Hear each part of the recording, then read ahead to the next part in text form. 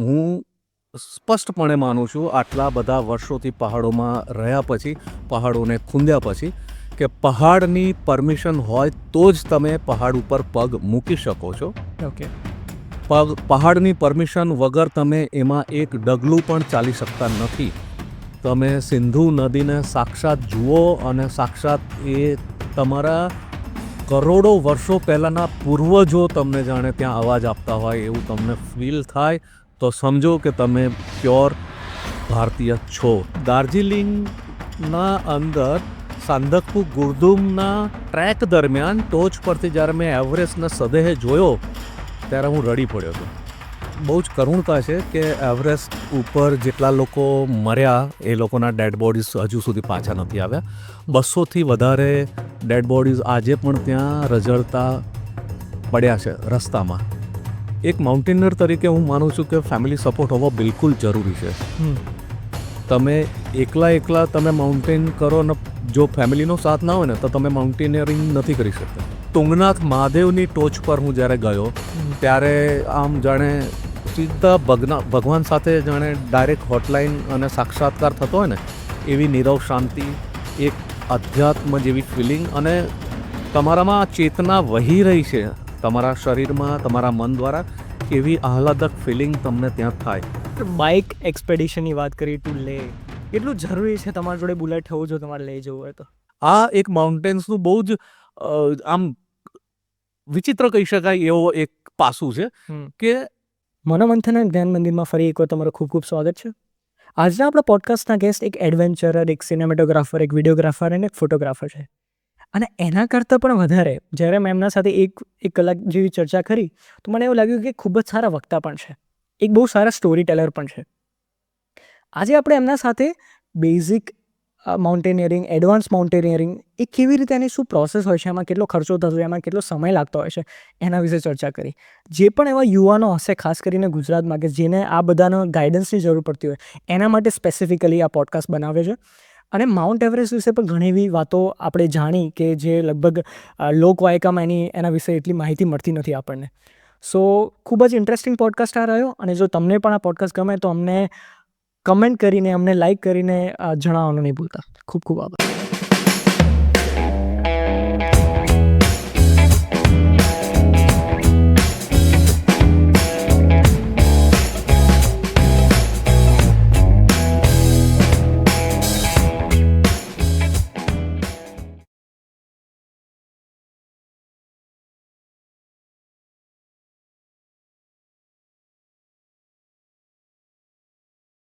રેનો રના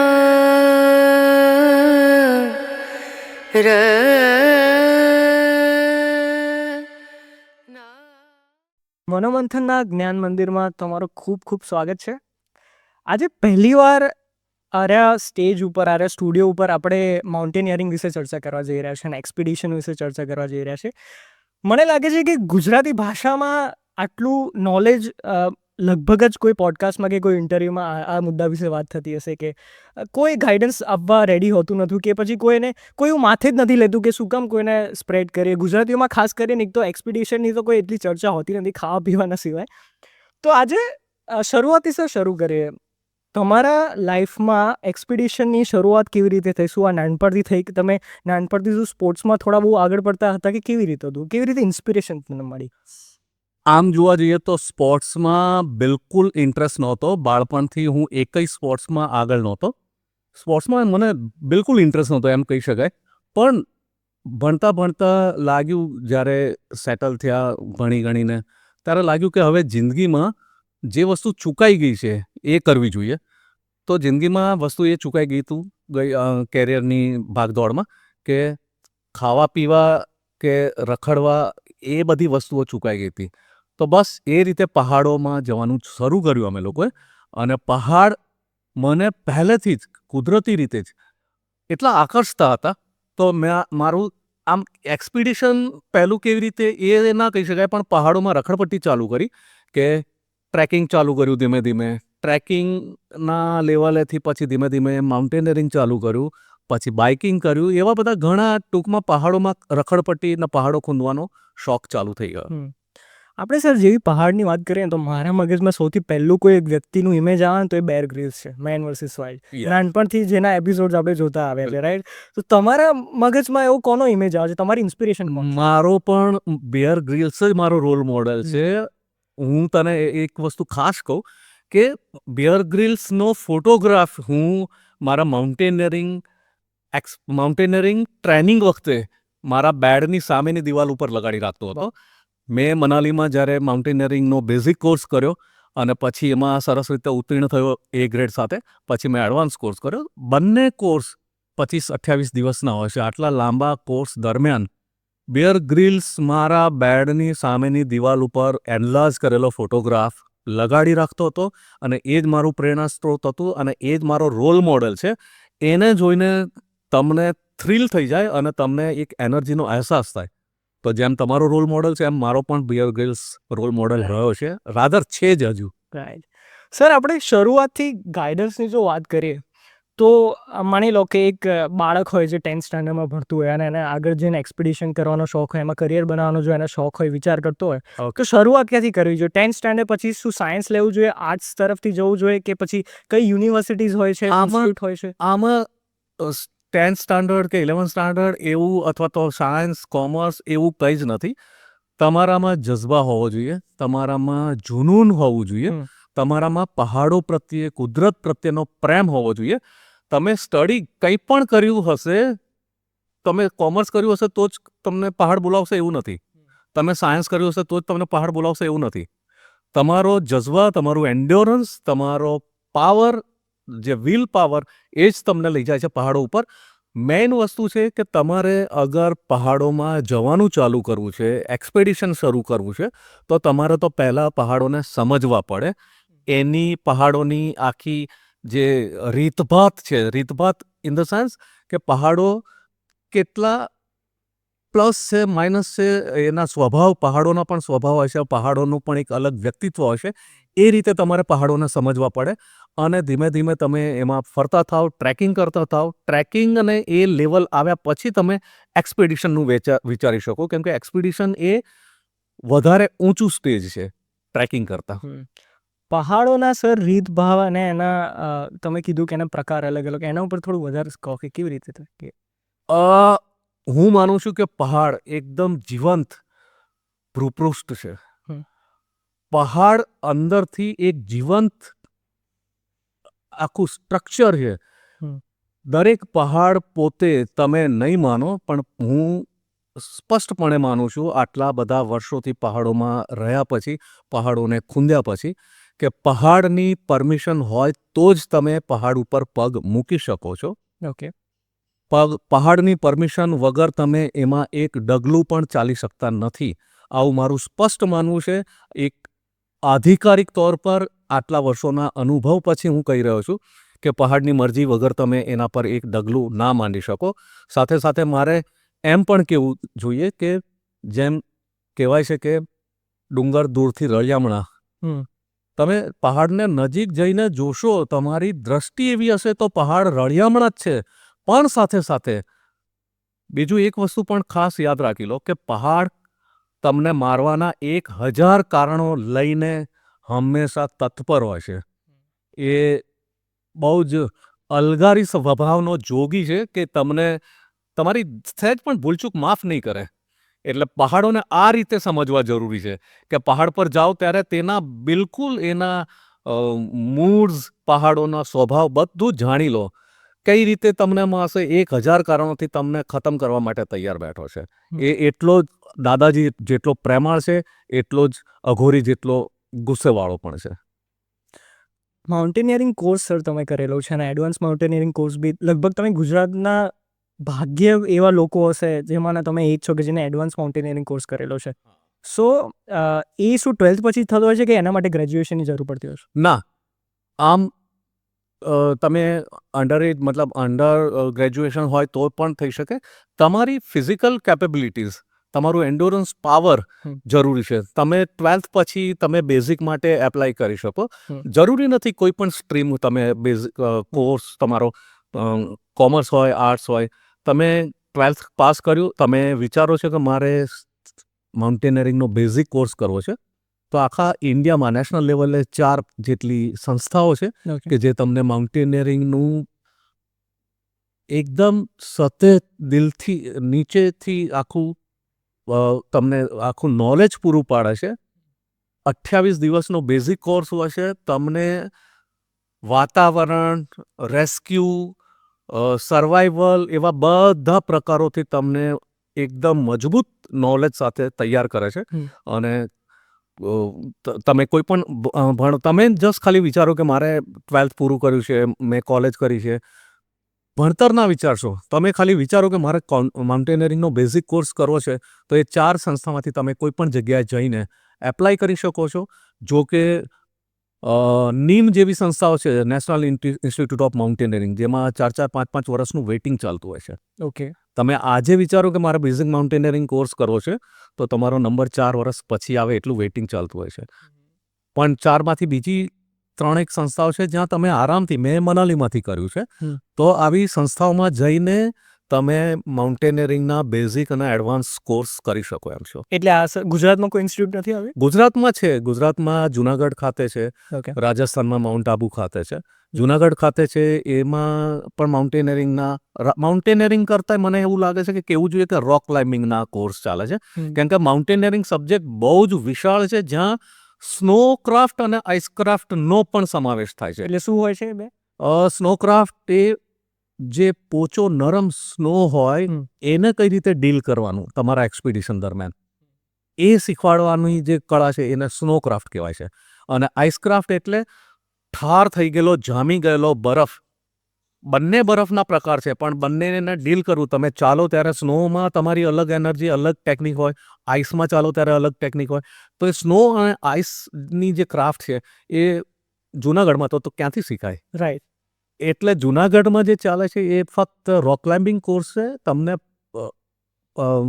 શિલાઓ ઉપર, રોક્સ ઉપર કઈ રીતે ક્લાઇમ્બિંગ કરવાનું, એઇડ ક્લાઇમ્બિંગ, જે સાધન સામગ્રી સાથે એઇડ ક્લાઇમ્બિંગ કહેવાય છે, તો એ એઇડ ક્લાઇમ્બિંગ તમને જુનાગઢમાં શીખવાય. એટલે ગુજરાતમાં આ કહી શકાય કે જુનાગઢ અને માઉન્ટ આબુની જે સ્વામી વિવેકાનંદ માઉન્ટેનિયરિંગ ઇન્સ્ટિટ્યૂટ, આ બે જગ્યાએ તમે રોક ક્લાઇમ્બિંગ કોર્સ કરી શકો છો. અને એડવાન્સ માઉન્ટેનિયરિંગમાં શું શીખવાડતા? એડવાન્સમાં તો તમે બેઝિકમાં 28 દિવસ દરમિયાન પરસો વહાવીને તમે એ ગ્રેડ લાવો ત્યારે તમે લાયક ઠરો છો એડવાન્સ કરવા માટે. તો કયા બેઝિસ ઉપર એ લોકો ગ્રેડ્સ આપતા હોય છે? ગ્રેડ્સ એટલે આખા, ધારો કે બેઝિક કોર્સ હું કરી રહ્યો છું, 28 દિવસ દરમિયાન રોજે રોજ તમારું ઇવોલ્યુશન દેખે, એ લોકો જોવે.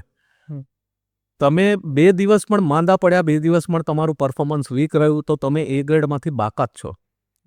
એટલે રોજે રોજ તમારે પરફોર્મન્સ આપવાનું હોય છે. રોજે રોજ તમારા ઉપર સીસીટીવી લાગેલા હોય છે સાહેબોના, કે તમારી ફિઝિકલ ફિટનેસ વીક નથી થઈ, તમે સાધન સામગ્રીને બરાબર સમજી રહ્યા છો, એના બરાબર પહેરી રહ્યા છો, એના બરાબર વાપરી રહ્યા છો, જે પણ સાધન સામગ્રી છે, તમને દોરડાની જે નોટ્સ છે એ બરાબર આવડી છે, તમને આઈસેક્સ બરફની જે કોદાળી છે એ પ્રોપર પકડતા આવડી છે કે નહીં, એ બધું 28 દિવસ દરમિયાન જોયા પછી, એના ટેસ્ટ પછી તમે અગર એ ગ્રેડ લાવો છો ને ત્યારે એડવાન્સ માટે લાયક ઠરો છો. અગર એ ગ્રેડ નથી આવતો, બી ગ્રેડ આવ્યો છે, તો તમે એડવાન્સ માટે લાયક નથી. જો તમારે એ ગ્રેડ તમારે એડવાન્સ કરવો હોય તો ફરીથી કોર્સ કરો બેઝિક, ફરીથી એ ગ્રેડ લાવો, પછી એડવાન્સમાં આવો. તો નસીબ જોગે હું મારા પહેલા જ પ્રયત્ને 2009માં બેઝિક કોર્સમાં એ ગ્રેડ સાથે ઉત્તીર્ણ થયો અને 2010માં મેં એડવાન્સ માઉન્ટેનિયરિંગ પૂરું કર્યું.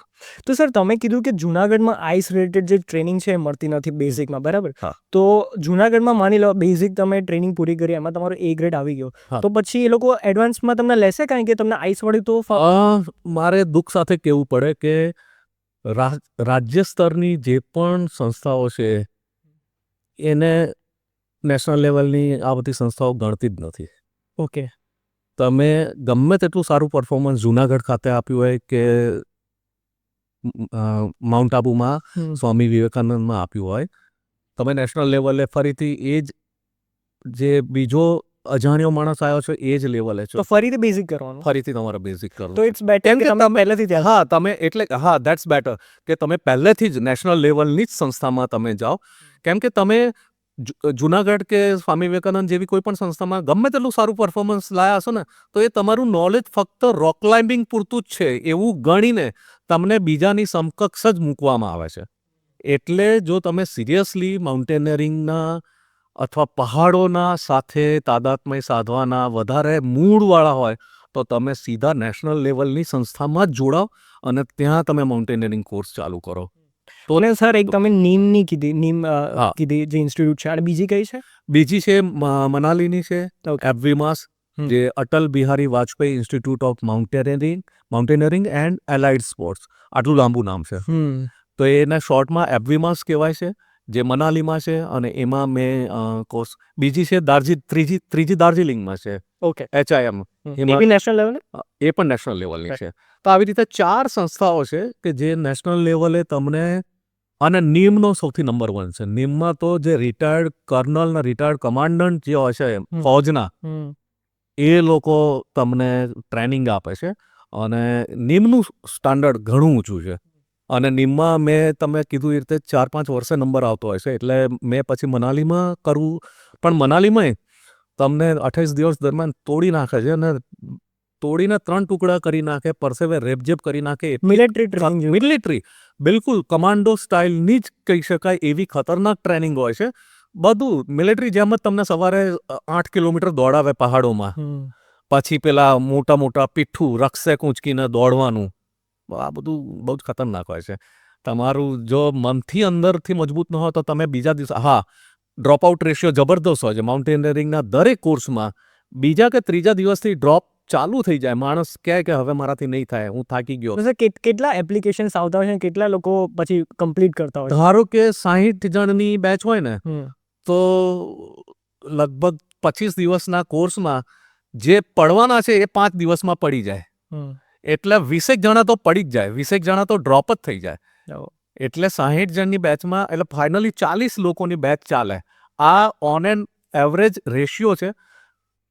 લોકો ઉત્સાહમાં આવે છે, એમને ખ્યાલ નથી હોતો, અથવા તો બીજાનું જોઈને, પણ એ 2-5 દિવસમાં એમને પોતાનું કેલિબર ખબર પડી જાય અને 2-5 દિવસમાં ડ્રોપ થઈ જાય. અને 40 ને બી એ ગ્રેડ તો ના જ આવે? 40માંથી પણ હાર્ડલી કહેવાય ને 10-12 જણા જ હોય છે જે એ ગ્રેડ સાથે, બાકી બી અને સી ગ્રેડ વાળા હોય છે. એટલે એ ગ્રેડનો રેશિયો બહુ જ નાનો છે. અને એમાં એક ગુજરાતી તરીકે મારે, કેમ કે હું તો મનથી ઠાનીને ગયો હતો કે હું જઉં છું અને એ ગ્રેડ લઈને જ આવવાનું છે, આવું ઠાનીને ગયો હતો. સર તમારી સાથે કેટલા ગુજરાતીઓ હતા? હું એકલો જ હતો. કોઈ મારી બેચમાં 2009ની બેચમાં હું એકલો જ ગુજરાતી હતો. અને જ્યારે હું એક વધારેની વાત કહું, હા બોલો. જ્યારે હું પહોંચ્યો ત્યાં મેં રિપોર્ટ કર્યું, ત્યારે એક થોડુંક આમ હસવાની રીતે રજિસ્ટ્રાર જે પણ હતા એમણે કીધું હતું કે ગુજરાતી, ઓર અચ્છા બીજી વસ્તુ કે 30 વર્ષની એજે હું માઉન્ટેનિયરિંગ કરવા ગયો હતો. જ્યારે મારી સાથેના બીજા જેટલા પણ હતા એ બધા નાના બાળકો હતા, લગભગ 18-20 વર્ષના, 22 વર્ષના, 25 હતા. હું જ સૌથી સિનિયર હતો. તો એ રીતે પણ એ લોકોના માટે થોડો હાંસી પાત્ર હતો કે તમે 30 વર્ષે તમને માઉન્ટેનિયરિંગ સૂઝ્યું અને ગુજરાતી છો તમે લોકો, તમે કરી શકશો? મેં કીધું હા, હું કરી શકવાનો છું ને હું ચેલેન્જ લઈને આવ્યો છું. અને જ્યારે કોર્સ પૂરો થવાનો હતો ત્યારે 28મી મેના દિવસે કોર્સ પૂરો થવાનો હતો, જે મારી બર્થડે છે. એટલે મનથી ડિસાઈડ કરીને ગયો હતો કે મારો કોર્સનો છેલ્લો દિવસ, મને મારી ફેમિલી જ્યારે વિશ કરે ત્યારે મારે ગુડ ન્યૂઝ આપવાના છે કે એ ગ્રેડ મળ્યો મને.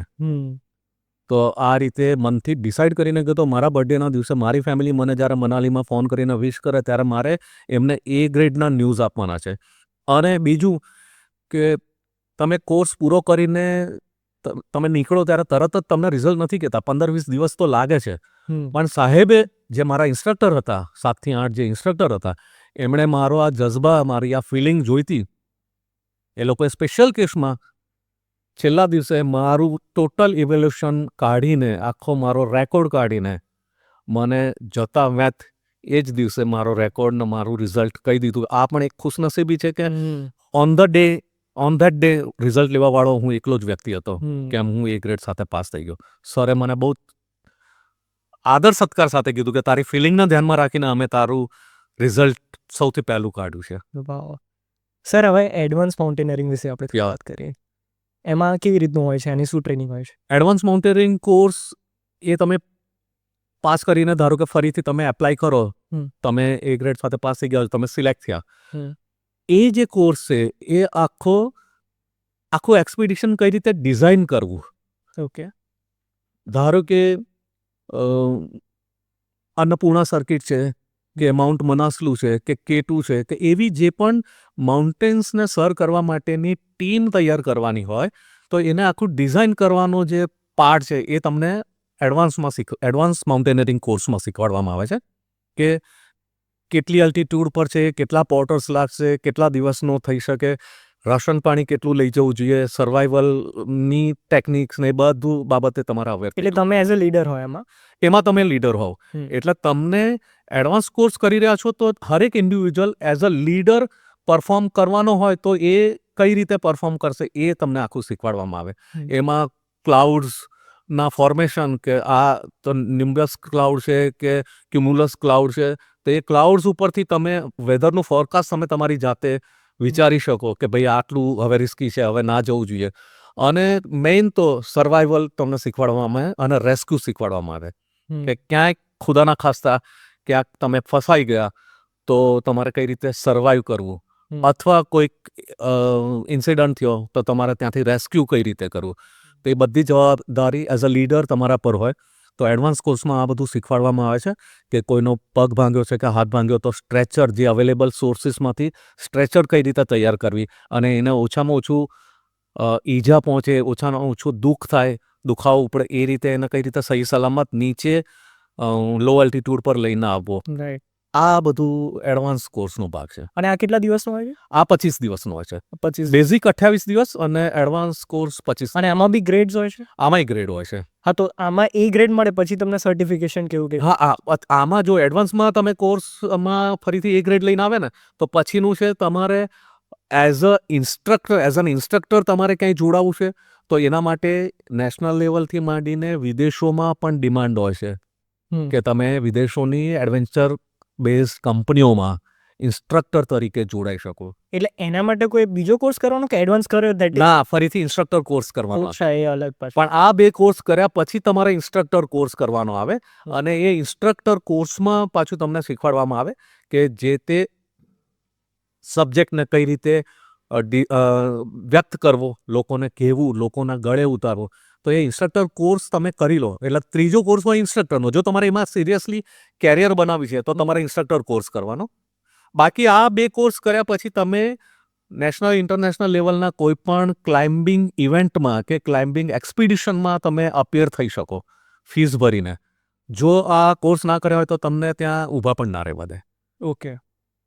અને કોઈ ગવર્મેન્ટ જોબ્સ મળતી હોય છે આના પછી, લાઈક રેસ્ક્યુની જોબ કે? ગવર્મેન્ટ જોબનું તો અત્યારે બહુ જ માખા એના પેલા છે સ્કોપ, પણ પ્રાઇવેટમાં ને બીજી જે એડવેન્ચર અને વિદેશોમાં આનો ખાસો પેલો છે, જોક વધારે છે. તમને વિદેશમાં આરામથી એબ્ઝોર્બ કરી લે તમે આ ટ્રેનિંગ લીધી હોય તો. ઇન્સ્ટ્રક્ટર કોર્સ તરીકે તો તમે ક્યાંય પણ લંડનમાં, સ્વિટ્ઝરલેન્ડમાં કે ક્યાંય આવી આલ્પ્સની આસપાસની ઘણી બધી એજન્સીઓમાં તમને ઇન્સ્ટ્રક્ટર તરીકે લઈ લે. તો તમારો સર અનુભવ કેવો રહ્યો એડવાન્સ માઉન્ટેનિયરિંગ વખતે? બસ એડવાન્સ માઉન્ટેનિયરિંગ હોય કે બેઝિક હોય, બંને કર્યા પછી મેં મારી પોતાની જાતને વધારે મજબૂત થયેલી જોઈ. માનસિક રીતે? માનસિક રીતે, ફિઝિકલી. કેમ કે આ આખરે તો ટાસ્ક ફિઝિકલ ફિટનેસનું પણ છે. તો ફિઝિકલી પણ જબરદસ્ત ફિટનેસ મારી ધ્યાનમાં આવી મને પોતાને કે હા, મારું જે કહેવાય ને કેપેબિલિટી, સહન શક્તિ, તમે તમારા શરીરને કેટલી હદ સુધી ખેંચી શકો છો. તને એક વાત કહું કે એડવાન્સ કોર્સના અમારા ડબલ ટ્રેક્શન મેથડથી જ્યારે ક્લાઇમ્બ કરતા હતા વોલ, આઈસ વોલ, તમારે એક્સપ્લેન કરવું પડશે. હે, એ શું હોય છે મેથડ? એમાં તમારે તમારો રક્ષક ભરાઈ રાખવાનો અને આખી આઈસ જામેલી વોલ છે, ધારો કે કોઈ ધોધ એટલે વોટરફોલ જામી ગયેલો હોય ને એના ઉપર ચડવાનું હોય, અથવા વોલ એક બની ગયેલી છે ને તમારે એ ક્લાઇમ્બ કરવાની છે, એટલે ઊભી વર્ટિકલ વોલ, એટલે લગભગ 80 to 90 ડિગ્રી વર્ટિકલ છે અને તમારે તો તમારા શૂઝમાં પેલા ક્રેમ્પોન્સ એટલે પેલા સ્પાઇક્સ જડેલા શૂઝની નીચે ખીલાવાળા જે બૂટ કહી હા. પડે. તો એ બધાની સાથે તમારે આખું ચડવાનું હોય તો 2 હાથમાં 2 આઈસ એક્સ હોય, Right. પેલી કોદાળી જે બરફમાં ખૂંપી શકે એવી. તો 2 આઈસ એક્સ સાથે તમારે 1 બાય 1 કરવાનું છે. પછી એની જ રિધમમાં તમારા પગ પાછા સ્પાઇકથી પગમાંથી પણ જોર મારીને વોલની અંદર ફ્રન્ટ સ્પાઇક ઘુસાડવાના છે. અને આખું વજન એક પગે લીધું અને પછી એના વજન ઉપર અને એક હાથ ઉપર લીધું પછી બીજો પગ, એટલે આખી ડબલ ટ્રેક્શન મેથડ છે ઉપર ચડવાની વોલ ક્લાઇમ્બિંગની. અને પાછું ખભે તો તમારો રક્ષક છે જ, વત્તા તમે દોરડાથી જોડાયેલા છો ઉપરના ક્લાઇમ્બર સાથે. તો આ બધી તો મતલબ તમે પડો તો બધા સાથે એ લોકો હા એટલે મુશ્કેલી આવી જાય ને. છે જ પડવાના ઇન્સિડન્ટ થયા છે. તો આ જ્યારે હું કરતો હતો તો મારે ખાસ તો એ કહેવાનું હતું કે એ વખતે -2 ટેમ્પરેચર હતું જ્યારે અમારી ટ્રેનિંગ ચાલતી હતી. તો -2માં પણ અમારા 3 લેયર્સના કપડાની અંદર નકરો પરસેવો થઈ ગયો હતો મને. કેમ કે હાથ વડે શરીર પણ આખું ઉર્જા બહાર ફેંકે. તો ભલે 3 લેયર પહેર્યા હતા પણ શરીર બધું આખું શરીર પરસેવે રેજ્યું હતું. કેમ કે ખતરનાક એક્ઝોસ્ટ થઈ જવાય એવી આ ટ્રેનિંગ હોય છે. મેડિકલ ટેસ્ટ વગેરે બી થતા હશે ને? હા, તમારે ઇવન તમારે એપ્લાય કરતી વખતે જ અહીંયાથી વ્યવસ્થિત MBBS MD ડૉક્ટરોના ત્યાં જઈને તમારે ફિઝિકલ ફિટનેસનું સર્ટિફિકેટ બાકાયદા ડિટેલમાં એ પાછું તમારી હાર્ટની કેપેસિટી, તમારું આ કેવું છે શું છે બધું. તો એમના કોઈ રિસ્ટ્રિક્શન છે કે આ તમારી મેડિકલ કન્ડિશન હોય તો તમે ના પાર્ટિસિપેટ કરી શકો એવું કઈ છે? રિસ્ટ્રિક્શન એટલે તમારું BMI અમુક હદ કરતાં ઓછું હોય. તમારા વજન ને હાઇટના રેશિયો જે BMI કહેવાય છે, બોડી માસ ઇન્ડેક્સ. તો બોડી માસ ઇન્ડેક્સ રેશિયો અમુક કરતાં ઓછો હોય તો એ લોકો કદાચ એવોઇડ કરે. પછી હાર્ટની કે ફેફસાની કે અથવા કોઈ સ્કિન ડિસીઝ, કેમ કે ત્યાં ગ્રુપમાં બધાની સાથે રહેવાનું હોય. તો અમુક જે એપિડેમિક રોગો હોય અથવા તમારી હાર્ટની ડાયાબિટીસ કે એવું કંઈક હોય તો એવા બધા જો સિમ્ટમ્સ દેખાય તો રિજેક્ટ કરે છે. બાકી તમે યંગ છો, સારા એવા ફિટ છો અને તમને પહાડમાં જવાની ઘેલછા છે તો તમે એક્સેપ્ટ થઈ જશો. અને આ કોર્સ કરવા માટે કોઈ એજ લિમિટ હોય છે? કોઈ એજ લિમિટ નથી હોતી. ઓકે. એટલે મિનિમમ આમ કહેવાય કે 12-15 વર્ષની એજ લિમિટ હોય છે. પણ ઉપર માટે મને લાગે છે ત્યાં સુધી 50 વર્ષ પછી એ લોકો એક્સેપ્ટ નથી કરતા ઉંમર. એટલે આમ જનરલી એ જ દરમિયાન તો લોકો આવતા હોય છે. એટલે 50 વર્ષ પછીનું મને લાગે કોઈ અને આમનો કોઈ ટેસ્ટ ડે વગેરે કઈ હોય છે કે ફાઇનલ ડે, ટેસ્ટ ડે કે એવું કઈ? એટલે કે એવરી ડે આ લોકો જોવે છે કે કોઈ ફાઇનલ એક્ઝેક્ટ ડે? અરે એવરી ડે. ઇવન હું તને કહું કે આજે ધારો કે મેં રિપોર્ટિંગ કર્યું તો આજે જ આખા 28 દિવસનું શિડ્યુલ મારા હાથમાં હોય કે કયા દિવસે અમને શું કરવાનું છે. બીજા દિવસે સવારે રોલ કોલ માટે સવારે 5 વાગે મેદાનમાં ઊભા રહેવાનું છે. ઠંડીની અંદર, ગજબ ઠંડીની અંદર રોલ કોલ માટે. તો અમારો દિવસ 4 વાગે ઉગતો હોય. હા, એટલે સર અમને છે ને તમારે આખા દિવસ દરમિયાન લઈ જાઓ એડવાન્સ કોર્સ માટે. ઓકે, એડવાન્સ કોર્સની વાત કરું તો એમાં મનાલીની સંસ્થામાં શરૂઆતનું અઠવાડિયું જ હોઈએ છે. બાકીનું બધું ફિલ્ડમાં હોય. ઓકે. એટલે અઠવાડિયાનું જે ફિલ્ડ હોય, અઠવાડિયાનો જે અમારો ટાઈમ છે એ ફિલ્ડમાં અમારે જે બેઝિક બધી જાણકારીઓ અને બધું શીખવાડ્યા પછી તરત જ અમારો ટોટલ સામાન, એટલે ઉપર જે ટ્રેનિંગમાં વપરાવાનો છે એ પણ આપણે જાતે ઢોવાનો છે. કોઈ સંસ્થા કોઈ એક્સ્ટ્રા પોર્ટર્સ નથી મૂકતી. અને કોર્સ તમે કરવા જાઓ એના પહેલા તમારો બધો સામાન તમારે બાય કરવાનો કે એ લોકો પ્રોવાઈડ ના, સંસ્થામાં ત્યાં હોય જ છે. આપે છે? આપણને ત્યાં બધું એના જે ટિફિન હોય કે એના રક્ષક હોય, એના શૂઝ હોય, ઓકે. એ બધું ત્યાંથી જ પ્રોવાઈડ કરવામાં આવે છે. તો અઠવાડિયું રહીને ઉપર પહાડોમાં જવાનું હશે ફિલ્ડમાં. તો અમે લોકો ગયા હતા ભોજપત્ર. ઓકે. તો મનાલીથી સોલંગ નાલાની ઉપર લગભગ 14,000 ફીટની હાઈટે ભોજપત્ર નામની સાઇટ્સ છે. જ્યાં આ મનાલીના બધા સ્ટુડન્ટ્સ એડવાન્સવાળા બેઝિક કોર્સવાળા બકરથાચ કેમ્પસાઇટમાં હોય છે અને એડવાન્સ કોર્સવાળા ભોજપત્ર કેમ્પસાઇટ ઉપર હોય છે.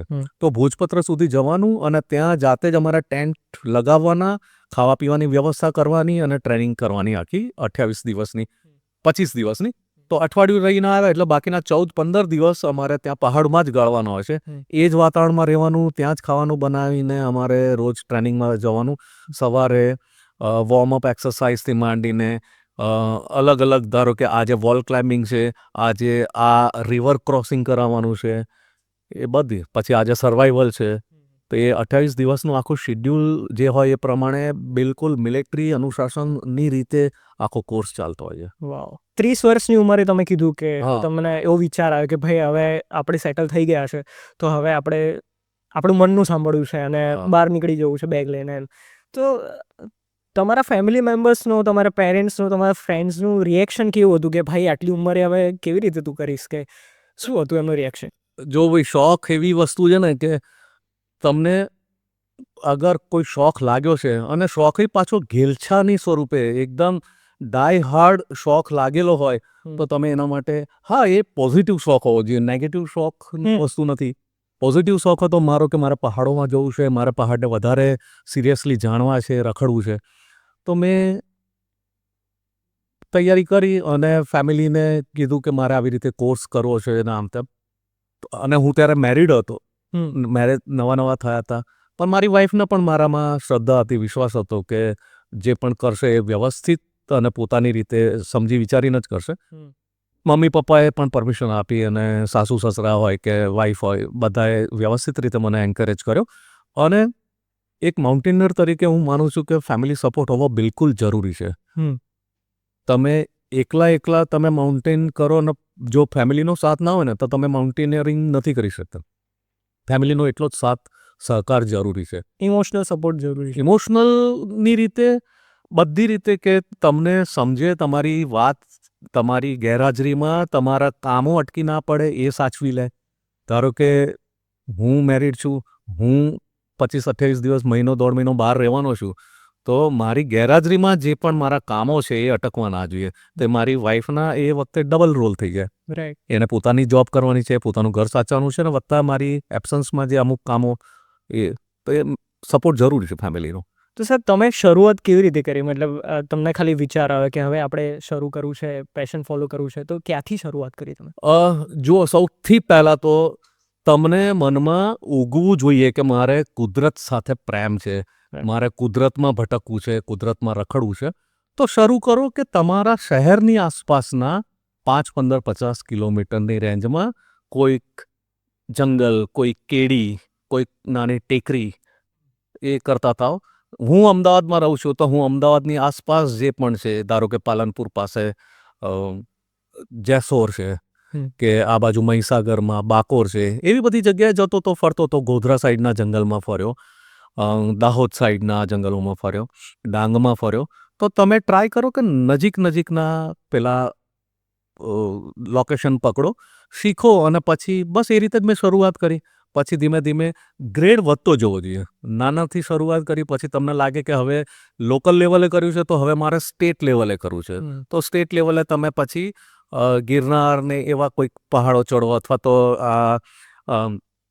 મહારાષ્ટ્રમાં જાઓ તો તમે કોંકણ પટ્ટાનો ટ્રેક કરો, અથવા તો કરજતની આસપાસ સહ્યાદ્રી આખી રેન્જ છે એનો ટ્રેક કરો. તો એ રીતે આજુબાજુના સ્ટેટ કરો, અને ફાઇનલ ડેસ્ટિનેશન તો આપણું છે હિમાલય. પછી હિમાલય જ્યારે તમને બોલાવે તો તમે હિમાલયના ખોળામાં જાઓ, ત્યારે નેશનલ લેવલના ટ્રેક કરો. તો આવી રીતે મારો પણ ગ્રેડ એ રીતે થયો. 1 by 1 પહેલાં નાના ટ્રેકથી ચાલુ કર્યું, પછી મીડિયમ ટ્રેક, અને અત્યારે બધા હેવી ટ્રેક કરું છું, જબરદસ્ત આખા. તો સર તમે આ ફંડિંગ કેવી રીતે લાવો છો કે તમે સેલ્ફ સ્પોન્સર્ડ છો? હા, હું અત્યારે તો સેલ્ફ સ્પોન્સર્ડ છું. મારો બધો ખર્ચ એ મારો શોખ છે એટલા માટે હું જ એને બેર કરું છું. પણ ફંડિંગની જરૂર તમારે ત્યારે પડે જ્યારે તમે બહુ મોટા એક્સપિડિશનમાં જતા હોય.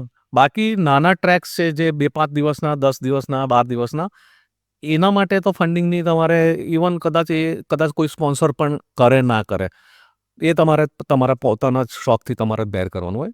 ફંડિંગની જરૂર ત્યારે પડે જ્યારે તમે મોટું એક્સપિડિશન કરવાના છો, 12-15 દિવસથી વધારે અલ્ટિટ્યૂડ છે, વધારે મોટી ટીમ છે, અને વધારે લોકોના એફર્ટ્સ લાગવાના છે, ત્યારે તમારે ફંડિંગની જરૂર પડે. ત્યારે થોડું રિસ્કી વધારે હશે ને ત્યારે? હા, એટલે એ ત્યારે જ ફંડિંગની જરૂર પડે.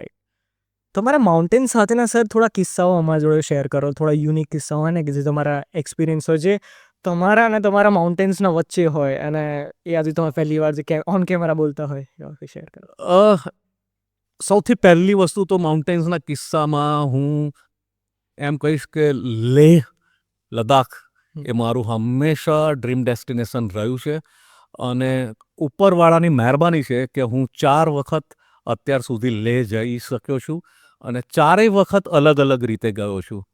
એક વખત હું બાઇક લઈને ગયો છું અમદાવાદથી લેહ લદ્દાખ સુધી અને ખારદુંગલા જે 18,380 ફીટની હાઈટે મોટરેબલ રોડ છે એ ક્રોસ કર્યો છે. બીજી વખત લેહ હું ગયો છું તો મુંબઈની એક સાયકલિંગ એક્સપિડિશન ટીમે મને હાયર કર્યો હતો અને હું એમની સાથે એમના પિકઅપ ટ્રકમાં ઇસુઝુ પિકઅપ ટ્રકમાં બેસીને એક ફોટોગ્રાફર તરીકે હું છેક લેહ સુધી 8 રાજ્યો ક્રોસ કરીને ગયો છું. ત્રીજી વખત હું ફ્લાઇટમાં ગયો છું. તો આવી રીતે 4 ડિફરન્ટ વેથી લેહ ગયો છું અને લેહ મારું ડ્રીમ ડેસ્ટિનેશન છે અને લેહ તો માશાલ્લાહ એની તો કંઈ વાત જ ના થાય.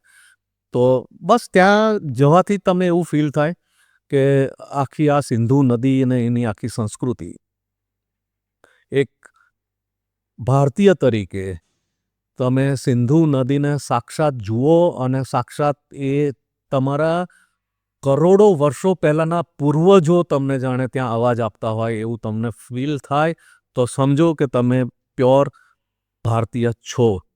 અને મેં સિંધુ નદી સાક્ષાત જોઈ છે, આખો સિંધુ પટ્ટો જોયો છે અને હું એવું માનું છું કે હરેક ભારતીય લેહ જવું જોઈએ. ત્યાંની આબોહવા, ત્યાંનું ટેરેન, ત્યાંના લોકો વત્તા હું તમને એટલે સુધી કહી શકું કે રંગબેરંગી પહાડો તમારે જોવા હોય તો લેહ જાઓ. મનાલીથી લેહનો ક્રોસ કરો રસ્તો, તમને different kind of colours of mountains જોવા મળશે. ઘણા બધા કિસ્સાઓ છે, કયો કહું કયો ના કહું, પણ માઉન્ટેન્સ ઇઝ માઉન્ટેન્સ. તમે સર બાઇક એક્સપેડિશનની વાત કરી ટુ લેહ, એટલું જરૂરી છે તમારી જોડે બુલેટ હોવું જો તમારે લેહ જવું હોય તો? બુલેટ હોવું જરૂરી નથી બિલકુલ. આ એક મારે આ મિથ તોડવું જોઈએ કે લેહની વાત નીકળે એટલે લોકોને એવું લાગે છે કે બુલેટથી અથવા કેટીએમના બાઇકથી જ લેહ જવાય. બિલકુલ ના. તમારી પાસે જેમ કે હું અમદાવાદથી ગયો લેહ ત્યારે મારું બજાજ 135 સીસીનું બાઇક હતું, ડિસ્કવર. અને મારી સાથે બીજા લોકો પ્લેટિના 100 લઈને પણ આવ્યા હતા. એટલે બિલકુલ જરૂરી નથી કે બુલેટ હોય તો જ. હા, બુલેટ તમને થોડુંક પાવર પિકઅપ અને થોડુંક કોઝી કમ્ફર્ટેબલ માટે બરાબર છે, પણ એવું જરૂરી નથી કે તમે બુલેટ હશો તો જ તમે લેહ કરી શકો. તમારામાં દમખમ છે, તમારામાં તાકાત છે અને તમારા બાઇકની 100 સીસીના બાઇકની પણ એન્જિન કન્ડિશન અને ટાયર સારા છે તો તમે લેહ જઈ શકશો. હું તો પૂરતો બઢાવો આપીશ કે 100 ને 135 સીસીવાળા પણ લેહ જવા જોઈએ. કેમ ના જવા જોઈએ? આરામથી જઈ શકો તમે. તમને તમારા બાઇકને પણ સમજવાની તૈયારી હોવી જોઈએ અને ડેફિનેટલી કંઈક એમાં ફોલ્ટ થાય તો એને રિપેર કરવાની કે એવી પણ માનસિક તૈયારી હોવી જોઈએ, પણ બુલેટ હોવું જરૂરી નથી. સર તમારું માઉન્ટ એવરેસ્ટ સાથે પણ એક અલગ જ પ્રકારનું એક રિલેશન છે. એના વિશે આપણે ચોક્કસ ચર્ચા કરીશું, પણ એના પહેલાં મારે એક વસ્તુ ડિસ્કસ કરવી છે. ઘણા બધા માઉન્ટેનર્સ એવું કહેતા હોય છે કે એવરેસ્ટ છે ને, હવે ઘણા બધા લોકો ક્લાઇમ્બર્સ ચડે છે, કોર્સિસ કર્યા પછી ચડતા હોય છે, એમની ઘણી બધી મદદ બી મળતી હોય છે, સ્પોન્સરશિપ મળે છે. પણ એવરેસ્ટ કરતાં પણ અઘરા બીજા માઉન્ટેન્સ ભારતમાં છે જે બહુ ઓછા લોકો એવરેસ્ટ જેટલું ચડાવ્યું છે એનાથી પણ ઓછા ચડાવવામાં આવ્યા છે, જેમ કે K2 આપણે કહી લઈએ. K2 ઇન્ડિયામાં નથી. K2 ઇન્ડિયામાં નથી કરતા. પાકિસ્તાનમાં છે. ઓકે, પાકિસ્તાનની બોર્ડરમાં ગણે છે. ઓકે, બટ સ્ટીલ મતલબ ધેર આર માઉન્ટેન્સ અન્નપૂર્ણા. કે જે અન્નપૂર્ણા છે કે જે બહુ ઓછા ચડવામાં આવ્યા છે. તો જસ્ટ બિકોઝ કે એ અઘરા છે કે પછી એમને એટલા હાઇલાઇટમાં નથી લેવામાં આવતા? એકચ્યુઅલી કરવાવાળા તો લગભગ બધા માઉન્ટેન્સ કરતા જ હોય છે. હા, એટલે એમાં એવું કહેતા હોય છે ને કે જે અન્નપૂર્ણા છે એનો ડેથ રેશિયો જે છે ને એ વધારે છે. હા, અન્નપૂર્ણાનો ડેથ રેશિયો વધારે છે. હા. એટલે ડેફિનેટલી ડેથ રેશિયો પણ મેટર કરે છે. હમ. પણ એવરેસ્ટ એ છે ને હવે સૌથી ઊંચો માઉન્ટેન્સ હોવાનું અને સૌથી ઊંચો માઉન્ટેન્સ સર કરવાનું જે એક લોકોને કરી બતાવ્યું કંઈક, એવી જે ભાવના હોય છે ને એના કારણે ક્રેઝ એવરેસ્ટનો ડેફિનેટલી વધારે છે. અને એવરેસ્ટ સર કર્યા પછી જે તમને ખ્યાતિ મળે છે, જે નામના મળે છે, જે મીડિયા નોંધ લે છે, અથવા તમને પોતાને જે છાતી ગદગદ ફૂલે છે, એના કારણે એવરેસ્ટ ડેફિનેટલી અત્યારે પણ હજુ એટલો જ કહેવાય ને ટોપ લિસ્ટમાં છે. લોકોને માઉન્ટેન્સનું, દરેક માઉન્ટેનરનું એ સપનું હોય છે એવરેસ્ટ ચડવા માટેનું. તમારો સર શું રિલેશન છે એવરેસ્ટ સાથે? અમારો એવરેસ્ટ સાથેનો રિલેશન બહુ જ મારી પ્રિયતમા, મારો ગુરુ, મારો દોસ્ત, મારો બાપ એ રીતનો છે. એવરેસ્ટનું નામ દેતા જ મારી આંખો જાણે નમ થઈ જાય છે, કેમ કે એવરેસ્ટનું સપનું મેં પણ જોયું છે અને મેં પણ જોયું હતું. એવરેસ્ટ મારે પણ ચડવાનું હતું અને જ્યારે 2009-10માં મેં મારું માઉન્ટેનિયરિંગ પૂરું કર્યું ત્યારે હું એટલો ફૂલ્લી ચાર્જ હતો, એટલો ફૂલ્લી તૈયાર હતો મેન્ટલી અને ફિઝિકલી કે મારે માઉન્ટ એવરેસ્ટ કરવો છે. અને ત્યાં સુધી 2010 સુધીનો રેકોર્ડ છે કે કોઈ પણ ગુજરાતીએ એવરેસ્ટની ટોચ ઉપર પગ નહોતો મૂક્યો. અને એ સપનું હું સંજોઈને બેઠો હતો કે અગર કોઈ ગુજરાતી સૌથી પહેલો માઉન્ટ એવરેસ્ટ પર જશે તો એ શશિકાંત વાઘેલા જશે. એ સપનું હું સજાવીને બેઠો હતો. પણ સાથે સાથે એ એવરેસ્ટ ચડવું, તમે ફિઝિકલી મેન્ટલી ગમે તેટલા તૈયાર હોવ, પણ એ આર્થિક રીતે પણ એટલું જ તમારે ધ્યાન રાખવું પડે છે, કેમ કે એવરેસ્ટ પર ચડવા માટે 20-22 લાખ રૂપિયાની જરૂર પડે છે. આપણી પાસે નેચરલી આપણે મધ્યમ વર્ગના પરિવારો છીએ. 20-22 લાખની એટલી એક જ એક્સપિડિશનમાં ફૂંકી દેવાની તૈયારી ના પણ હોય. અને બીજું એક બાબતે હું બહુ જ ક્લિયર હતો કે મારા ભવિષ્યના સપના માટે મારા ફેમિલીના ભવિષ્યના આર્થિક જોખમો મારે નહોતા ઊભા કરવા. હું મારું સપનું પૂરું કરી લઉં, પણ મારા ફેમિલીનું ભવિષ્યનું જોખમ પૂરેપૂરું હતું. અને ડેથ રેશિયો ત્યાં છે એટલે મારી પણ એવી પૂરી તૈયારી હતી. રાધર મારું ફેમિલી પણ જાણતું હતું કે કદાચ હું પૂરું ના કરી શક્યો તો મારું બોડી પણ પાછું નથી આવવાનું. એટલે એ જોખમ મારા શોખનો કોસ્ટ મારી ફેમિલી શું કરવા ભોગવે, એટલે એ થોડુંક હતું. વત્તા મારી જે પણ તૈયારી હતી, જે 10-12 લાખની મારી તૈયારી હતી, 22 લાખ કાઢવા મારા માટે તો મુશ્કેલ હતા, પણ 10-12 લાખની મારી તૈયારી હતી. તો સાથે સાથે મેં બાકીની રકમ માટે ઘણી બધી અમદાવાદની ઘણી બધી વેલ નોન કંપનીઓને એપ્રોચ કર્યો. ગુજરાત સરકારમાં પણ જે યથાયોગ્ય ખાતા છે એમાં સંપર્ક કર્યો. પણ સરવાળે ખબર નહીં, આપણું કદાચ ડીએનએમાં નથી એટલું એડવેન્ચર. એ લોકો મારી વાત સમજી ના શક્યા, અથવા તો એ લોકોનો કદાચ એટલો રસ જાગૃત ના થયો. એ લોકો તરફથી એવી કોઈ મને માહિતી અથવા એ ડોનેશન કે સ્પોન્સરશિપ મળી નહીં. અને મેં એવું વિચારી રાખ્યું હતું કે 45 વર્ષ સુધીમાં જો મને સ્પોન્સરશિપ મળે છે અથવા ક્યાંયથી પણ જુગાડ થાય છે તો હું ચડી જઈશ. બાકી 45 વર્ષ પછી એ બધી રકમ જે છે એ મારા દીકરાના ભવિષ્ય માટે અને અમારા ફ્યુચર માટે મારા સિક્યોર કરી. 45 વર્ષ સુધી મેં ટ્રાય કર્યો, એટલે 30 વર્ષની એજથી મેં ચાલુ કર્યા. 15 વર્ષ મેં બહુ જ પ્રયત્નો કર્યા. એ દરમિયાન કંપનીઓને લખ્યું, પણ ના થયું. તો 45 વર્ષ પછી મેં એ મારું સપનું દાબડામાં ઢાંકીને મૂકી દીધું છે. એવું નથી કે હું એવરેસ્ટને ભૂલી ગયો છું, પણ મેં જ્યારે દાર્જિલિંગના અંદર સાંદકફુ ગુર્દુમના ટ્રેક દરમિયાન ટોચ પરથી જ્યારે મેં એવરેસ્ટના સદેહે જોયો ત્યારે હું રડી પડ્યો હતો. ત્યારે હું એકલો જ હતો અને હું રડી પડ્યો હતો. અને એમ જ કે આ એવરેસ્ટ છે જેના માટે હું અમદાવાદમાં બેઠો બેઠો આટલા વર્ષોથી સપનું જોઈ રહ્યો છું. તો એવરેસ્ટ સાથે મારો બહુ જ કરીબી નાતો છે અને બહુ જ લાગણીશીલ નાતો છે. તો સર, હવે કોઈ ગુજરાતીએ ચડી લીધું છે? હા, પછી મને જાણ થઈ, લંડનના એક ડૉક્ટર છે, ડૉક્ટર મનોજ શાહ. એમણે ચડી આવ્યા. એમણે પ્રથમ ગુજરાતી હોવાનું માન, અને નસીબની વાત જો કે એમણે આખા એક્સપિડિશન દરમિયાન હું એમનાથી રેગ્યુલર એમના અપડેટ્સમાં હતો. અને એમણે જ્યારે સબમિટ કર્યું ત્યારે મને સોશિયલ મીડિયા દ્વારા જાણ થઈ. અને ગુજરાતી મીડિયાને, ટેલિવિઝનને જાણ કરવાવાળો હું હતો સૌ પ્રથમ. મેં ગુજરાતી ચેનલને જાણ કરી, ન્યૂઝ ચેનલને, કે આપણો એક ગુજરાતી માણસ એવરેસ્ટ ચડી આવ્યો છે. અને એ લોકોએ સાંજે મને પેનલ ડિસ્કશનમાં બોલાવીને મારી સાથે ચર્ચા પણ કરી હતી. તો ભલે મારું સપનું નહીં, પણ બીજો એક ગુજરાતી તો ડૉક્ટર મનોજ શાહ મારા પછી તરત જઈ આવ્યા છે અને એનો મને ખુશી હતી. કયા યરમાં ગયા છે? એમણે, મને અત્યારે વર્ષ યાદ નથી, પણ એમને પણ ખાસું 10 વર્ષ થઈ ગયા.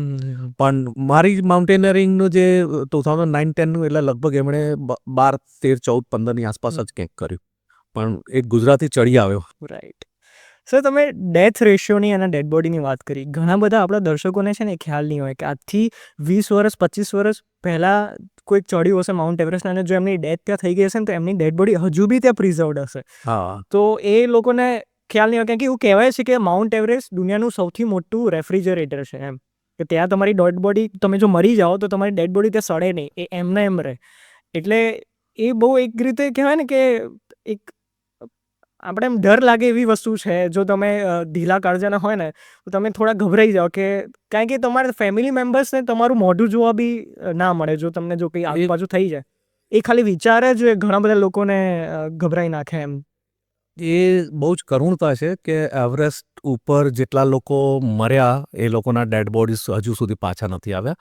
200થી વધારે ડેડ બોડીઝ આજે પણ ત્યાં રઝળતા પડ્યા છે રસ્તામાં, અને બિલકુલ વ્યવસ્થિત કન્ડિશનમાં, કેમ કે ત્યાં એટલું સબ-ઝીરો ટેમ્પરેચર રહે છે કે ત્યાં બોડી ડીકે થતું નથી, કોહવાતું નથી. તો વ્યવસ્થિત રીતે સચવાયેલા પડ્યા છે. એમના કપડાં કદાચ જીર્ણ શીર્ણ થાય, પણ એટલે દુનિયાનું સૌથી ઊંચું કબ્રસ્તાન અને સૌથી ફ્રીઝિડ કબ્રસ્તાન છે માઉન્ટ એવરેસ્ટનો ડેથ ઝોન. અને લોકો મરે છે ત્યારે, કેમ કે એ આખું બોડી નીચે શેરપાઓએ લઈને આવવું ને બધું કોસ્ટલી, કેમ કે એ બધો આખો કોસ્ટલી અફેર છે. એના ફેમિલી અગર એવો આગ્રહ રાખે તો હાઈ કોસ્ટ ચૂકવીને પોર્ટર્સ દ્વારા, હાઈ એલ્ટિટ્યૂડ એટલે HAP, હાઈ એલ્ટિટ્યૂડ પોર્ટર્સ દ્વારા એ ડેડ બોડીને બેઝ કેમ્પમાં ખુંબુ આઈસફોલ પાસે લાવવામાં આવે અને ત્યાંથી રેસ્ક્યુ કરીને બાય એર કાઠમંડુ પહોંચાડવામાં આવે, અને કાઠમંડુમાં પાછું પોસ્ટમોર્ટમને વ્યવસ્થિત થઈને પાછું જે તે દેશના, એટલે આ બધું છે ને બહુ જ કોસ્ટલી અફેર થઈ જાય છે. એટલે મોસ્ટલી દરેક દેશના જે પણ કમનસીબ માઉન્ટેનિયર આત્માઓ જે નથી પોતાની સમિટ પૂરી કરી શક્યા અથવા સમિટ પૂરી કરીને પાછા નીચે નથી આવી શક્યા, એ બધાના બોડીઝ હજુ પણ ત્યાં ઉપર 200થી વધારે ડેડ બોડીઝ છે. તમે સર 20-22 લાખ રૂપિયાના ખર્ચાની વાત કરી એવરેસ્ટ ચડવા માટે, તો એ ખર્ચો કઈ કઈ વસ્તુમાં ડિવાઈડ થતો હોય છે? શામાં પૈસા જતા હોય છે? સૌથી મોટો ખર્ચો તો નેપાલ ગવર્મેન્ટ પોતે તમને પરમિશન આપવાના, તમારું રજિસ્ટર કરવાના લગભગ 8થી 9 લાખ રૂપિયા તો નેપાલ ગવર્મેન્ટ પોતાના ખિસ્સામાં મૂકી દે છે. એટલે સૌથી મોટો ખર્ચો તો એ સૌથી 8-9 લાખ રૂપિયા તમારા જસ્ટ ખાલી તમને પરમિશન આપી, તમને એક્સેપ્ટ કર્યા કે હા તમે ચડી શકશો. અને ઇન્ડિયામાં કોઈ રજિસ્ટ્રેશન કરાવવાનું હોય છે? ના, તમારે નેપાલ જ જવું પડે. આનું બધું નેપાલ જ. પણ ત્યાં નેપાળમાં આખી દુનિયાભરની એજન્સીઓ હોય છે. સ્વિસની હોય, સ્વિટ્ઝરલેન્ડની હોય, ફ્રાન્સની હોય, UK US હોય. તો આવી દુનિયાભરની એજન્સીઓ બધી ત્યાં નેપાળના કાઠમંડુમાં હોય છે, અને ત્યાં તમે તમારું, એટલે તમારે ડેફિનેટલી એના પહેલાં ઓનલાઈન બધું તમારે પત્રવ્યવહાર કરીને તમારું, પણ ત્યાં તમારે પહોંચવાનું કાઠમંડુ, અને કાઠમંડુમાં તમારું ફરીથી બધું મેડિકલ ચેકઅપ થાય, તમારા સાધન સામગ્રીને આ રીતે. એવરેસ્ટ ઉપર પોલ્યુશન અને પોપ્યુલેશન આ બંને વસ્તુ બહુ વધી રહી છે. એ કેટલો સિરિયસ મુદ્દો છે? બહુ જ કમનસીબ ઘટનાઓ છે. હવે એવરેસ્ટ ઉપર પણ ડ્યુ ટુ ધીસ ક્રેઝ, કેમ કે હવે એવરેસ્ટ ચડવાનો ક્રેઝ એટલો બધો વધી ગયો છે, એના પ્રમાણમાં થોડુંક ટેકનોલોજી અને બીજી બધી વ્યવસ્થાનો કારણે થોડુંક સહેલું થયું છે. ડેફિનેટલી એટલું બધું સહેલું નથી થયું કે કોઈ પણ આમ આદમી એમને એમ જ પાન મસાલા ખાતો ખાતો ઉપર જાય, એટલું સહેલું નથી. પણ પહેલાં કરતાં થોડુંક સહેલું થયું છે. એટલે એટલો બધો ક્રેઝ થયો છે કે દુનિયાભરના દરેક નવશીખ્યા માઉન્ટેનિયરો પણ પૈસા વેરીને, પૈસાના જોરે હવે એવરેસ્ટ ચડી આવે છે. અને ત્યાંના શેરપાઓ એટલા ટ્રેન છે, અને જે થોડાક 100 માઉન્ટેનર હોય તો પણ એમને ઉપર ચડાઈ શકે એટલા તો ટ્રેન છે જ એ લોકો. તો હવે એવરેસ્ટની જે પર્ટિક્યુલર હિલેરી સ્ટેપ્સ છે, હિલેરી સ્ટેપ્સથી માઉન્ટ એવરેસ્ટની સમિટ સુધીમાં તો રીતસરની લાઈન લાગે, જેમ આપણે હાઈવે ઉપર ટ્રકોની લાઈન લાગી હોય ને, એવી રીતે હિલેરી સ્ટેપથી છેલ્લું સમિટ કરવામાં જે લગભગ 1-1.5 કલાકનો ગાળો છે, એ દરમિયાન તો લોકો લાઇનમાં ઊભા રહેતા હોય છે. અને કેમ્પ 3થી કેમ્પ 4માં પણ મેં લાઇનવાળા ફોટોગ્રાફ જોયા છે. તો હવે ઓવરક્રાઉડેડ થઈ ગયું છે, અને ઓવરક્રાઉડેડ થવાના કારણે ફાઇનલી પોલ્યુટેડ પણ એટલું થઈ ગયું છે, કેમ કે લોકો આટલા બધા લોકો જતા હોય એમાંથી દરેક જણા પ્રકૃતિને આદર આપનારા કે પ્રકૃતિની રક્ષા કરવાવાળા હોય એવું માનવાનું કંઈ જરૂરી નથી. ઘણા લોકો બેદરકારીથી પોતાની ઓક્સિજન સિલિન્ડર્સ, પ્લાસ્ટિકની પેટ બોટલ્સ, પોતાના અમુક જેકેટ્સ, ધારો કે સામાન વધારે લાગે, હેવી લાગે તો અમુક અંડરવેર્સ, જેકેટ્સ, બેલ્ટ્સ બધું ફેંકી દેતા હોય છે. તો એ બધાનો જે કચરો ભેગો થયો છે એ પણ અસહ્ય માત્રામાં ભેગો થયો છે. અને જેમ હમણાં તમને મેં કીધું દુનિયાની સૌથી ઊંચું કબ્રસ્તાન છે એવી રીતે દુનિયા ઉપરનો સૌથી ઊંચો ઉકરડો પણ છે એવરેસ્ટ હવે. અને એના માટે અપ્પા શેરપા જેવા માઉન્ટેનિયર્સ અને પ્રકૃતિ પ્રેમી સતત મિશન બહાર પાડે છે અને જેટલું શક્ય એટલું કન્ટેનરો ઉપરથી ભરી એટલે પેલા પોતાના થેલાઓ ભરી ભરીને કચરો તો ઉપરથી કચરો નીચે લાવો બી કોસ્ટલી પડી જતો. નીચે લાવવો કોસ્ટલી પડે છે કેમ કે જ્યારે એક વ્યક્તિએ ઉપર જવું જ આટલું કોસ્ટલી અને આટલું જાનલેવા હોય, આર્થિક રીતે પણ વધારે ચાર્જ કરે છે અને વત્તા જીવનું પણ જોખમ છે. તો એવામાં એક વ્યક્તિ પોતે ઇટસેલ્ફ જતો હોય એ જ કોસ્ટલી પડતું હોય, ત્યાં એ આખી ટીમને લઈ જઈને ત્યાં કચરો એકઠો કરીને એ ઊંચકીને પાછો નીચે લાવવો બેઝ કેમ્પ સુધી અને એને પ્રોપરલી વ્યવસ્થિત ચેનલાઇઝ કરવો એ બહુ જ કોસ્ટલી અફેર થઈ ગયું છે. પણ તે છતાંય નેપાળ ગવર્મેન્ટ પોતાની રીતે પ્રયત્નો કરી રહી છે કે કચરો ઓછો થાય. લોકોને પણ માઉન્ટેન્સને પણ એવી સૂચના આપવામાં આવે છે કે એક બોટલ્સ, એક જેકેટ્સની ત્યાં લિસ્ટિંગ થાય છે અને એ વસ્તુ તમારે પાછી લાઈને બતાવવાનું, પછી તમને સર્ટિફિકેટ એલોટ થાય. તમે કંઈ પણ વસ્તુ મૂકીને આવ્યા છો, એક પ્લાસ્ટિકની નાની બોટલ કે બામની ડબ્બી પણ મૂકીને આવ્યા છો તો નહીં થાય. એટલે તમારે પાછું લાવવું જ, પણ તે છતાંય થતું હોય છે બધું, ઉકરડો થઈ જ ગયો છે અત્યારે. સર તમે એવરેસ્ટને થોડા સ્ટેજીસમાં સમજાવવા માગશો કે બેઝ કેમ્પ ક્યાં સુધી હોય છે અને પછી કેમ્પ નંબર 1 ક્યાં સુધી હોય છે અને હેલ્પ કયા લેવલ સુધી તમને મળી શકે અને બિયોન્ડ ધેટ તમને હેલ્પ ના મળી શકે, કેવી રીતનું હોય છે? એકચ્યુઅલી એવરેસ્ટ ચડવો હોય ત્યારે તમારે બેઝ કેમ્પ સુધી તો જવું પડે. બેઝ કેમ્પ છે એટલે શરૂઆત ક્યાંથી થાય? શરૂઆત જો તમારે બિલકુલ શરૂઆતથી કહું થોડુંક લાંબુ થશે. તમારે એવરેસ્ટ જવું હોય, તમે માઉન્ટેનર છો અને એવરેસ્ટ ચડવાનો છે છેક ટોચ સુધી, તો તમારે જે તે તમારા દેશની ફ્લાઇટ લઈને તમારે કાઠમંડુ પહોંચવાનું હોય.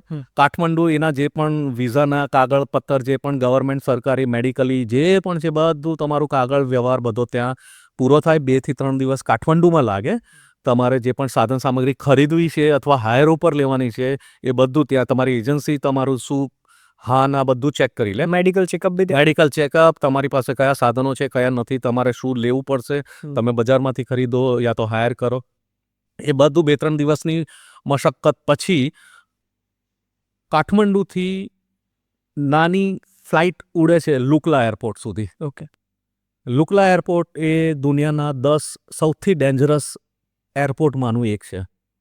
તો એ લુકલા એરપોર્ટ સુધી નેપાળની નાની નાની ફ્લાઇટો જે 10-12 લોકોને લઈ જતી હોય, 15 લોકોને લઈ જતી હોય એવી ફ્લાઇટો સતત ઉડાઉડ કરતી હોય છે. લુકલા ઉપર તમે જ્યારે ઉતરો ત્યારે તમારી એજન્સીના જે પણ ગાઈડ્સ છે, પોર્ટર્સ છે, બધા તમને ત્યાં મળે અને તમને પછી તો લુકલા એરપોર્ટથી તમારું ચાલુ થાય ચાલવાનું. ડેફિનેટલી લુકલા ઉપર તમારું હોટેલ પર રોકાણ હોય, બીજા દિવસથી તમારું ચાલુ થાય. તો પછી લગભગ 5મા કે 6ઠ્ઠા દિવસે તમે બેઝ કેમ્પ સુધી, એટલે 17,000-18,000 ફીટની હાઈટે બેઝ કેમ્પ છે, ત્યાં તમે પહોંચો. એ દરમિયાન તમારો બધો સામાન યાક ઉપર અને પોર્ટર્સ તમારો ત્યાં સુધી લઈ જાય. બેઝ કેમ્પમાં તમને ત્યાં ડિપ્લોય કરી દે. બેઝ કેમ્પમાં તમારી હાજરી પુરાઈ જાય. બેઝ કેમ્પમાં તમને ઇન્ડિવિજ્યુઅલ ટેન્ટ્સ કે ગ્રુપ ટેન્ટ્સ હોય, કિચન ટેન્ટ્સ હોય અને એડમિનિસ્ટ્રેશનનો કેમ્પ હોય. તો ત્યાં તમે ગોઠવાઈ જાઓ. ત્યાં તમને બધી સૂચનાઓ, ડૂઝ એન્ડ ડોન્ટ્સ બધું સમજાઈ દે. પછી તમારું જે માઉન્ટેનિયરિંગનું જે રિયલ માઉન્ટેનિયરિંગ ચાલુ થાય એ હોય આજુબાજુના 1-2 પહાડ ચડીને ઉતરવાના કે જે તમને એક્લેમેટાઇઝ કરે. ઓકે. એ હાઈટ ઉપર ને હવે તમે નેક્સ્ટ જે જવાના છો તરત જ સીધો એવરેસ્ટનો રસ્તો નથી પકડવાનો હતો. આજુબાજુના 2-3 પહાડો તમારે ચડ ઉતર કરવાના છે. ટોટલ આમ ચડવા જાઓ તો તમારા ક્લાઇમ્બિંગ દિવસ કદાચ 8 થી 10 કે 12 થાય, પણ ટોટલ તમારો એ આખો એક્સપિડિશન 15 થી 20 દિવસનું થતું હોય છે, કેમ કે તમારે ચડ ઉતર કરવાની હોય છે. બેઝ કેમ્પમાં રહ્યા 17,500-18,000 ફીટની હાઈટે એવરેસ્ટ બેઝ કેમ્પમાં રહ્યા પછી આજુબાજુનો આ પહાડ ચડ્યા, પેલા પહાડ ચડ્યા અને નીચે ઉતર્યા. તમે હાઈટથી એડજસ્ટ થઈ ગયા, તમારું રિધમ એ પ્રમાણે કેળવાઈ ગયું. પછી વન ફાઇન ડે જ્યારે સૂર્ય પ્રોપર છે, વાતાવરણમાં કોઈ એવી કોઈ આગાહી નથી, ત્યારે તમારો એક્સપિડિશન શરૂ થાય. કદાચ બીજા દિવસે શરૂ થાય, કદાચ 5 દિવસ પછી પણ શરૂ થાય. વેધર ફોરકાસ્ટ ઉપર બહુ જ આધાર રાખવાનો હોય છે. તો વેધર ફોરકાસ્ટ એમ કહે કે હવે 4 દિવસે આ વિન્ડો ખુલવાની છે, સન વિન્ડો ખુલવાની છે કે વાતાવરણ ખુલવાનું છે, ત્યારે આખી ટીમ રેડી હોય અને અર્લી મોર્નિંગ સવારે 2-3 વાગ્યાથી માંડીને 5 વાગ્યા સુધીમાં આખી ટીમ નીકળી જાય. નીકળીને સૌથી પહેલું જે હર્ડલ્સ આવે છે ખુંબુ આઈસફોલ. ખુંબુ આઈસફોલ એ મોટી મોટી શિલાઓ છે બરફની, લગભગ મોટા મોટા 10 માળિયા ટાવર જેટલી એક શિલા હોય, એવા 10 માળિયા ટાવરો જેટલી ટ્રકો જેટલી શિલાઓ તમારે ક્રોસ કરીને ઉખડ ખાબડ કરી, એટલે એ આખો પેચ છે એ તમારે લગભગ 5 થી 10 કિલોમીટરનો છે. તો એ આખો ટ્રેક ક્રોસ કરીને તમે કેમ્પ 1 પર જાઓ. કેમ્પ 1 પર ગયા પછી ત્યાં ઓવરનાઇટ રોકાઈને પાછું ફરીથી તમારે બેઝ કેમ્પ આવવાનું છે. નીચે ઉતરવાનું. કેમ કે તમે એ પર્ટિક્યુલર હાઇટથી ટેવાયા છો, હવે તરત ઉપર જશો તો તમે એક્સપિડિશન, તમે પાછા નીચે આવો તો આવી રીતે 2 થી 3 વખત તમારે અપ ડાઉન થવાનું હોય છે. તમે પાછા બેઝ કેમ્પ પર આવ્યા, ફરીથી બેઝ કેમ્પ પર 1-2 દિવસ રોકાયા, ફરીથી ખુંબુ આઈસફોલ કરીને કેમ્પ 1 ઉપર ગયા, નાઇટ હોલ્ટ રોકાયા અને ફરીથી તમે એ હાઇટથી એડજસ્ટ થયા જ છો એટલે તમને વાંધો નથી. પછી કેમ્પ 2 પર જાઓ અને કેમ્પ 2 પર ગયા પછી પાછું ફરીથી તમારે કેમ્પ 1 પર આવવાનું. પછી નીચે બેઝ કેમ્પમાં નહીં આવવાનું, ફરીથી કેમ્પ 1 ઉપર આવવાનું.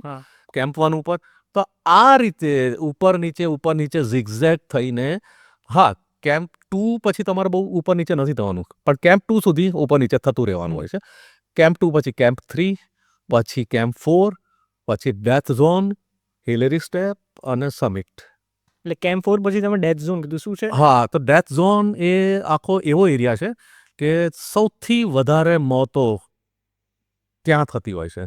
બદનામ છે. એટલા માટે જ એને ડેથ ઝોન કહેવાય છે, કેમ કે એ જગ્યા તમારું આખું એક્ઝોસ્ટ કરી લે, એનર્જીથી માંડીને એનું ટેરેન એટલું ભયંકર છે. તમારો શ્વાસ હેઠો તમારી ધમણની જેમ છાતી હાંફતી હોય, તમે એક્ઝોસ્ટ થઈ ગયા હોય, વત્તા એનું ટેરેન એટલું છે કે તમને જે પેલું સ્ટાન્સ કહેવાય, માઉન્ટેનરિંગ લેંગ્વેજમાં સ્ટાન્સ એટલે એક જગ્યાએ ઊભા રહેવાની જગ્યા પ્રોપર, એ તમને સ્ટાન્સની પણ જગ્યા ના મળે. એટલી તીખી ખડી ચઢાઈમાં તમે માંડ પગલાં રાખીને ચાલતા હોય.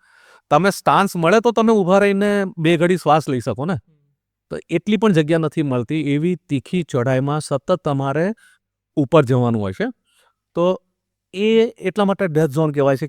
ક્લાઇમ્બિંગ વખતે, અચ્છા, બીજું એક મસ્ત તને જાણ કરું, સૌથી વધારે મોતો ડિસેન્ડિંગ દરમિયાન થાય છે. એટલે સમિટ ક્રોસ કર્યા પછી ઉતરતી એક્સેન્ડિંગ વખતે નહીં, હા, એક્સેન્ડિંગ ચઢાઈ વખતે નથી થતી, ડિસેન્ડિંગ વખતે થતી હોય છે સૌથી વધારે મોત. એવું કેમ? આ એક માઉન્ટેન્સનું બહુ જ આમ વિચિત્ર કહી શકાય એવો એક પાસું છે કે ડિસેન્ડિંગ દરમિયાન મોતો કેવી રીતે થાય છે. એનું કારણ એવું છે કે ચઢાઈ વખતે તમે માનસિક રીતે પણ થોડાક એલર્ટ હોવ છો. તમને હજુ કંઈક કરવાનું છે, સહી સલામત પહોંચવાનું છે, એ બાબતે તમે સભાન હો છો.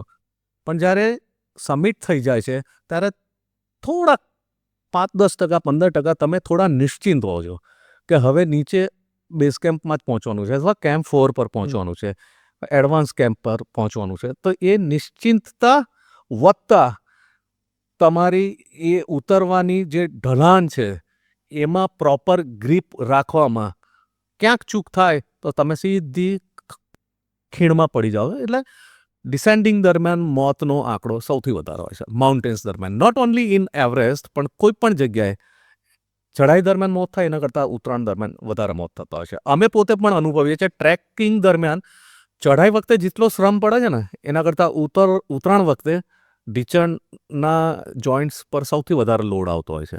ત્યારે સૌથી વધારે દુખાવો, એનર્જી, બધું રાઈટ. સર, તમે આટલા બધા અલગ અલગ ટેરેનમાં તમે એક્સપિડિશન કરે છે, આટલા બધા માઉન્ટેન્સ તમે ચડે છે. કોઈક તો એવી જગ્યા હશે ને જ્યાં જઈને તમને એવું લાગ્યું છે, એક્સેપ્ટ લે, કે ભાઈ આ એટલી સરસ જગ્યા છે, મતલબ અહીંયા જ એક ઘર વસાઈ લેવું છે ને અહીં રહી જવું છે આખી જિંદગી માટે. એ કઈ જગ્યા છે? એવી ઘણી બધી જગ્યાઓ છે, પણ પ્રકૃતિને રિસ્પેક્ટ આપીને હું ત્યાં ઘર બનાવવાનું ક્યારેય પસંદ ના કરું. ઓકે. એ જગ્યા એ ત્યાં એવી જ રહેવી જોઈએ. હમ. હું નથી ઈચ્છતો કે હું ત્યાં ઘર બનાવું ને હું લાભ લઉં ને. હા, પણ જસ્ટ ફોર સેક કે આપણે મનથી એવું થાય ને કે યાર અહીં રહી જોઈએ એમ. એકચ્યુઅલી ઘણી બધી જગ્યાઓ છે. હું જમ્મુ કાશ્મીરથી માંડીને દાર્જિલિંગ સુધીના પહાડોની રેન્જ ખૂંદી વળ્યો છું. બહુ જ બધી માઉન્ટેન્સ રેન્જ, આમ તમને કહું તો શિવાલિક, પીર પાંજાલ, ધૌલાધાર, લેહ હિમાલયા, ધ ગ્રેટ હિમાલયા, ગઢવાલ હિમાલયા, આ બધું ખૂંદી વળ્યો છું. ઘણી બધી જગ્યાઓ છે કે ભાઈ આ જગ્યાએ સરસ રીતે રહેવું જોઈએ, પણ પ્રકૃતિને એની અક્ષુણ્ણતા બરકરાર રાખવામાં હું માનું છું. અને હા, તુંગનાથ મહાદેવની ટોચ પર હું જ્યારે ગયો ત્યારે આમ જાણે સીધા ભગવાન સાથે જાણે ડાયરેક્ટ હોટલાઇન અને સાક્ષાત્કાર થતો હોય ને એવી નીરવ શાંતિ, એક અધ્યાત્મ જેવી ફિલિંગ, અને તમારામાં ચેતના વહી રહી છે તમારા શરીરમાં, તમારા મન દ્વારા, એવી આહલાદક ફિલિંગ તમને ત્યાં થાય. બશર્તે તમારું મન એટલું નિષ્પાપ, એટલું નિર્મળ અને પ્રકૃતિમય હોવું જોઈએ. બાકી મારી 50 ફૂટ દૂર બીજા લોકો સેલ્ફીઓમાં બિઝી હતા, પણ હું શાંતિથી બેઠો હતો અને મને એવું લાગ્યું કે એક ચેતના મારા શરીરમાં આવી રહી છે. અને એ જે તમને ફીલ થાય છે ને, એ તમે વર્ણવી ના શકો. એ તમે અહીંયા અમદાવાદમાં, ગાંધીનગરમાં બેઠા તમે કલ્પી પણ ના શકો. એના માટે એ નીરવ શાંતિ, એ જગ્યાનો પ્રભાવ, ઓરા તમારી આજુબાજુ વીંટળાવી જોઈએ, તો જ એ તમને ફીલ થાય. મોસ્ટ ડિફિકલ્ટ ટ્રેક કયો હતો સર તમારો? આમ તો મને એટલા કોઈ ખાસ ડિફિકલ્ટ એટલા માટે નથી લાગ્યા કેમ કે હું પૂરી શારીરિક માનસિક તૈયારી સાથે જઉં છું. પણ એવું કહી શકાય કે જ્યારે નવો જોડાયો ટ્રેકિંગમાં ત્યારે મેં હરકીદુન ટ્રેક કર્યો હતો. ઓકે. અત્યારે હવે છે ને એ હરકીદુન ટ્રેક હવે થોડો શોર્ટ થઈ ગયો છે. લોકો કેદારકંઠ સુધી જતા હોય છે. કેદારકંઠ એ હાફ પાર્ટ છે હરકીદુનનો. તો એ કેદારકંઠ પછીના ઢાળ ઉતરીને તમારે બીજો એક પહાડ ચડવાનો છે હરકીદુનનો. તો એ હરકીદુન વખતે અમને થોડીક તકલીફો પડી હતી, પણ મિત્રો હતા એટલે બહુ જ મજા આવી ગઈ હતી. પણ હરકીદુન પ્રમાણમાં લાંબો 15 દિવસનો અમારું આખું શિડ્યુલ હતું. બેઝ કેમ્પથી ચાલુ કરી, એટલે મસૂરીથી ચાલુ કરીને સાંકરીથી તાલુકાને થઈને. તો એ આખો ટ્રેક હું થોડોક ડિફિકલ્ટ, પણ મને લાગે છે એને ડિફિકલ્ટનું અત્યારે હું જ્યારે કહી રહ્યો છું ત્યારે મને લાગે છે શું એટલો ખરેખર ડિફિકલ્ટ હતો? અત્યારે એવું લાગે છે નહોતો. પણ શરૂઆતનું સ્ટેજ હતું અને નવા હતા અમે, અને એટલા ટ્રેન્ડ નહોતા, એટલે અમને મિત્રોને એવું લાગ્યું હતું કે થાકી જવાય છે વધારે આમ તેમ. પણ માઉન્ટેનમાં તમે ફરો એટલે એ તમને થકવાડે ને એની પણ મજા હોય છે. એની મજા તમે માણતા શીખો ત્યારે જ તમને ખબર પડશે. તમે ઘણા બધા અલગ અલગ પ્રકારના એક્સપિડિશન કરે છે, અને એમાંનું એક છે બાઇસિકલ એક્સપિડિશન તમારું મુંબઈથી લેનું, જે તમે વાત કરી વચ્ચે. એના વિશે થોડી ઇન્ફોર્મેશન સર આપો. કેવી રીતે એની શરૂઆત થઈ અને પછી કેટલા દિવસ લાંબુ હતું, શું ડિફિકલ્ટીઝ આવી વગેરે? એ બહુ જ મજાનો ટ્રેક હતો. સાયકલિંગ એક્સપિડિશન કરવું એવી મારી ઘણા વર્ષોથી ઈચ્છા હતી. એવામાં મને એક ટીમ મળી કે જે મુંબઈથી ગોવા સુધીનું સાયકલિંગ કરાવવાના હતા. સાયકલિંગ એક્સપિડિશન જ કરવાના હતા. તો મને ધ્યાનમાં આવ્યું એટલે મેં તરત મારા ભાઈને અને મારા મિત્રને તૈયાર કર્યા, અને બધા લોકો એક હોંકારે તૈયાર. એટલે અમારી આખી જે તોફાની ટોળકી ટ્રેકિંગવાળાઓની અમે તૈયાર થઈ ગયા. તો અમે લોકોએ મુંબઈમાં રિપોર્ટિંગ કર્યું. અમને એક ટ્રેક સિરીઝની, એટલે ટ્રેક કંપનીની એક સાયકલ અમને આપી દીધી, ટેસ્ટ કરી લીધી અમે લોકોએ. એમાં 21 ગિયર હોય છે. તો 21 ગિયરવાળી અમારી સાયકલ અમે લોકોએ ટેસ્ટ કરી લીધી ને બધું પરફેક્ટ થઈ ગયું. તો અમે લોકોએ પછી ભાવચા ધક્કાથી સાયકલિંગ ચાલુ કર્યું. ભાવચા ધક્કાથી અમને ફેરીમાં મોકલીને પછી આગળ અમે એટલે ખાડી ક્રોસ કરી, ભાવચા ધક્કાથી અમે લોકોએ સાયકલિંગ ચાલુ કર્યું. અને 6ઠ્ઠા દિવસે સાંજે અમે લોકો ગોવામાં પંજીમમાં હતા. એટલે 650 ઉપરાંતનું ડિસ્ટન્સ અમે લોકોએ 6 દિવસમાં કવર કર્યું, એટલે એવું કહી શકાય કે રોજના 100 કિલોમીટર, અને એ પણ કોંકણ ઘાટીમાં, કોંકણ પટ્ટામાં, જે સતત અપ્સ એન્ડ ડાઉન વાળો આખો એરિયા છે, ત્યાં અમે લોકોએ એટલે પહાડો ઉપર અથવા તો અપ્સ એન્ડ ડાઉનમાં સાયકલિંગ ચલાવી. તમે અહીંયાથી ગાંધીનગરથી અમદાવાદ અથવા અમદાવાદથી સાણંદ સીધું સરપટ રોડ ઉપર આરામથી 21 ગિયરવાળી સાયકલ સરસ રીતે દોડાઈ શકો, પણ તમે સતત અપ્સ એન્ડ ડાઉનમાં તમે થાકી જાઓ. પણ એ છતાંય અમે લોકો રોજના 101 કિલોમીટરની એવરેજ સાથે 6ઠ્ઠા દિવસે અમે લોકો પંજીમમાં હતા. અને હું ખરેખર કહું છું, એ કોંકણ ઘાટ તમે સાયકલિંગ ઉપર કરો, અને જે નાના નાના કોંકણ પટ્ટાના ગામડાઓ આવે છે, સિંધુદુર્ગ અને એ બધા જે જગ્યાઓ આવે છે, ફર્સ્ટ ક્લાસ મજા આવી ગઈ. એ સાયકલિંગ એક્સપિડિશન પણ એ પોતાની રીતે બહુ ગજબ વસ્તુ હતી. ઇન્ડિયન રેલવે દ્વારા પણ તમને એક સ્પોન્સર કરવામાં આવ્યા હતા, અને એઝ એ સિનેમેટોગ્રાફર તમને હાયર કરવામાં આવ્યા હતા ટુ લે ટ્રીપ પર. એના વિશે થોડી ઇન્ફોર્મેશન. ઇન્ડિયન રેલવે તો ના કહી શકાય, પણ રેલવેમાં કામ કરતા એક ભાઈ જેમણે પોતાની સાયકલિંગ એજન્સી છે, ઓકે. એમણે પણ સાયકલિંગના વિક્રેતા છે, અને એમણે પોતાની ટીમ સાથે મુંબઈથી લેહ સુધીનું એક્સપિડિશન કરવાના હતા. પર્ટિક્યુલરલી લેહમાં પણ ઉમલિંગલા, જે 19,500ની આસપાસનો ટ્રેક પાસ છે, ઉમલિંગલા અત્યારે સૌથી હાઈએસ્ટ પાસ છે. પહેલાં ખારદુંગલા હતો, અત્યારે ઉમલિંગલા 19,000 ઉપરનો મોટરેબલ રોડ છે. તો મુંબઈથી ઉમલિંગલા સુધીનું, એટલે મુંબઈથી લેહ સુધીનું સાયકલિંગ એક્સપિડિશન હતું, એ કરવાના હતા. તો એ લોકોને સ્પોન્સરશિપ ને એ બધું તો મળી ગયું રેલવે તરફથી, અને એ સારી એવી ટીમ પણ એ લોકોની તૈયાર હતી.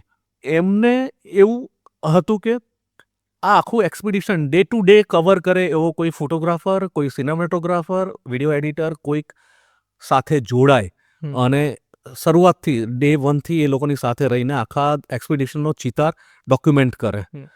તો એ લોકોએ સોશિયલ મીડિયામાં પોતાના નેટવર્ક થ્રુ તપાસ કરી અને છેડો મારા સુધી આવ્યો. મને નવાઈ લાગી. મારા મિત્રએ મને મુંબઈથી ફોન કરીને કીધું કે શશિકાંત, આ એક આવી ટીમ છે જે સાયકલિંગ એક્સપિડિશન કરવાની છે મુંબઈથી લેહ સુધી. આ નંબર છે, તું એમની સાથે વાત કરી લે, એમને તારા જેવો જ માણસ જોઈએ છે. મેં કીધું મારા જેવો એટલે કેવો? તો કે યાર, મેં તારો રેફરન્સ આપ્યો છે, તું વાત કરી લેજે, અને તું જ પરફેક્ટ છે એવું મને પૂરી ખાતરી છે. મેં કીધું સરપ્રાઈઝ યાર. પછી મેં સાંજે એ ભાઈને ફોન કર્યો, અને એમની સાથે વાતચીત કરતા વખતે મેં એમને પૂછ્યું કે હું આવું આ રીતે બધું મારું બેકગ્રાઉન્ડ છે, આ રીતે હું કરું છું. તો મને એક ક્યુરોસિટી હતી કે મુંબઈમાં હરેક ગલી નુક્કડ પર અગર ફોટોગ્રાફર, વિડીયોગ્રાફર, ને માયાવી નગરી છે અને મીડિયાની નગરી છે, તમને ત્યાંથી કોઈ નથી મળ્યો અને તમે છેક અમદાવાદ સુધી નજર કરીને મને સિલેક્ટ કરી રહ્યા છો, એનું શું રીઝન? તો એમણે બહુ સરસ જવાબ આપ્યો કે મને ફોટોગ્રાફર ને વિડીયોગ્રાફર તો મુંબઈમાં એક કહેતા હજારો મળે, પણ મારે ફોટોગ્રાફર, વિડીયોગ્રાફરની સાથે એ પોતે એક માઉન્ટેનિયર પણ હોય એની જરૂર છે. પહાડોને સમજવાવાળો, માઉન્ટેનિયરિંગ કોર્સ કરેલા હોય, જેથી એને એ ડિફરન્ટ ટેરેનની અંદર એ માંદો ના પડી જાય, એ પોતે પોતાની જાતને સાચવી લે, અને આખું એક્સપિડિશન આવા ટફ રસ્તા પર જરૂર પડે તો રેસ્ક્યુ સર્વાઈવરની પણ ભૂમિકામાં રહે. ત્યારે મને લાગ્યું કે હા, આવો તો હું એક જ છું. તો આઈ સેડ યસ, હું જોડાઈ રહ્યો છું, અને એ ટીમ સાથે જોડાયો, અને એ ટીમની સાથે હું મુંબઈથી લેહ 18 દિવસનો મારો એ એક્સપિડિશન, 8 રાજ્યો મેં બાય રોડ ક્રોસ કર્યા, અને 18 દિવસ મારી જિંદગીના અત્યાર સુધીના ગોલ્ડન ડેઝ છે, હું અત્યારે પણ માનું છું. મજા આવી ગઈ. સર, તમે એવું માનો છો કે આ જેટલા પણ ટુરિસ્ટ સ્પોટ્સ છે, નેચરલ ટુરિસ્ટ સ્પોટ્સ, એ બધા હવે ધીરે ધીરે ઇન્સ્ટાગ્રામ અને સોશિયલ મીડિયાના કારણે હવે ઓવર ક્રાઉડેડ થઈ રહ્યા છે, હોટેલ્સના કારણે? હા, એવું તો છે જ. એકચ્યુઅલી છે ને, સોશિયલ મીડિયા દરેક નેચરલ સ્પોટ્સને હવે બહુ ઓવર ક્રાઉડેડ બનાવી રહ્યું છે. અને લોકો જે પહેલા એક્સપિરિયન્સ તરીકે ગણતા હતા ને, એ હવે એક રીતે બકેટ લિસ્ટમાં આવી ગયું છે, ટિક માર્ક થઈ જાય છે કે હું મનાલી જવે. હા, તો આ જ વસ્તુ છે. લોકોને હું ઇવન ચલો ઇન્ફ્લુએન્સર્સ ને સોશિયલ મીડિયાવાળાને મૂકીએ, તે છતાં પણ અત્યારે કોઈ પણ નોર્મલ લેમેનને પણ પૂછીએ ને, તો હું રાજસ્થાન ગયો તો મેં આટલું જોઈ લીધું, આટલું જોઈ લીધું, આટલું જોઈ લીધું. હા. પણ હકીકતમાં તમે જોયું ખાલી ફિઝિકલી હાજર હતા. તમે જોયું શું, ફીલ શું કર્યું? તમે ત્યાંની કલ્ચર, ત્યાંનું ફૂડ, તમે ત્યાંનું એટમોસ્ફિયર, ત્યાંનો ઇતિહાસ, કંઈ જ નહીં. ખાલી લોકોને ટિકમાર્ક કરવું, એટલે જે બકેટ લિસ્ટનું ટિકમાર્ક એ અત્યારે એક બહુ લેટેસ્ટ ટ્રેડિશન થઈ ગઈ છે. અને ડેફિનેટલી ઇન્ફ્લુએન્સરના કારણે તમે મનાલી જાઓ કે લેહ જાઓ તો તમને ત્યાંની બજારોમાં તમને ઇન્ફ્લુએન્સર્સ કે રીલ બનાવતા ને એ બધા તમને ઢગલો જોવા મળશે. પણ હું એવી જગ્યા કરતાં થોડીક વધારે ડિફિકલ્ટ જગ્યાઓ, જેમ કે હું એક્સપિડિશનમાં છેક ચાઇના બોર્ડર સુધી જઈ આવ્યો. તો એવી જગ્યાએ તો તમને દિવસના 4-4 કલાકો ડ્રાઈવ કરો ત્યારે એક વેહિકલ સામે મળે. તો હું આવી જગ્યાએ પસંદ કરું છું કે જ્યાં ઓવરક્રાઉડ ના હોય લોકોનું. અચ્છા, સાથે હું એ પણ કહી દઉં કે મને ક્રાઉડથી અને આવા ઓવરક્રાઉડ ને સોશિયલ મીડિયાથી થોડીક આમ નારાજગી એટલા માટે છે કે એના કારણે તો હું બાધા, ચૂંદડી, આખડી, આસ્થા ને આ બધા જે કહેવાય ને બાધા રાખેલી હોય એવા પહાડો ઉપર નથી જતો. મને શાંતિવાળા ઓવરક્રાઉડ ના હોય, લોકો શાંતિ, એકલા જઈ શકાય, એકલા રહી શકાય, એટલા હું એવા પહાડો નથી જતો. મેં હજુ સુધી અમરનાથ અને એવા પણ કોઈ જગ્યા નથી ગયો. એવરેસ્ટની પણ સર પૂજા કરવામાં આવે છે જ્યારે લોકો હા. પહેલા એવરેસ્ટની જ્યારે બેઝ કેમ્પથી શરૂઆત થાય ને ત્યારે ત્યાંના જે તિબેટિયન અથવા લદાખી જે પેલા એમના લામાઝ હોય છે એ તમને સફેદ સ્કાર્ફ પહેરાવે છે. એ સફેદ સ્કાર્ફ એ ભગવાનના આશીર્વાદ રૂપે તમારા ઉપર એ મૂકે છે, તમારા ગળે પહેરાવે છે. કાઠમંડુમાં પણ થતી હોય છે અને અહીંયા પણ પેલા એવરેસ્ટના બેઝ કેમ્પમાં પણ થતી હોય છે. ત્યાં પૂજા કરીને સફેદ સ્કાર્ફ પહેરાવીને એ લોકો ગ્રીટ કરે છે એકબીજાને અને લોટથી પૂજા કરે છે. તો એક આખું એક અલગ જ કલ્ચર છે ત્યાંનું એવરેસ્ટનું. આપણી પાસે સર સમયનો થોડોક અભાવ છે, યા. એટલે આપણે છેલ્લે છે ને તમારી યુટ્યુબ ચેનલ વિશે થોડી ચર્ચા કરીશું. ઓહ. મેં 2 યુટ્યુબ ચેનલ તમે ચલાવો છો. જ્યાં સુધી મને ખ્યાલ છે એકમાં તમે વ્લોગિંગ કરો છો અને બીજામાં તમે તમારા એડવેન્ચર્સ બધા રેકોર્ડ કરો છો. એના વિશે તમને થોડું સમજાવો અને કઈ જગ્યાઓ તમે કવર કરો છો.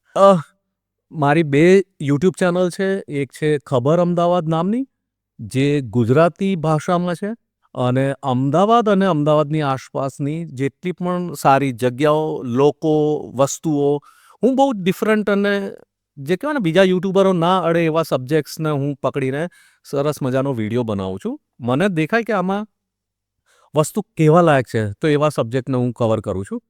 તો ગુજરાતની ખાસી બધી જગ્યાઓ, અમદાવાદની આસપાસની કલા કારીગરી હોય, હિસ્ટોરિકલ પ્લેસીસ હોય, મંદિરો હોય, જૂનું આર્કાઇવલ હોય, અમુક લોકો હોય જે સ્પેશિયલ લોકો હોય, એવા બધાને હું કવર કરું છું. બીજી મારી ટ્રાવેલ ચેનલ છે, એનું નામ છે જીપ્સી બડી. જીપ્સી બડી એ ટોટલી ટ્રાવેલ ચેનલ છે અને એ હિન્દી ભાષામાં છે.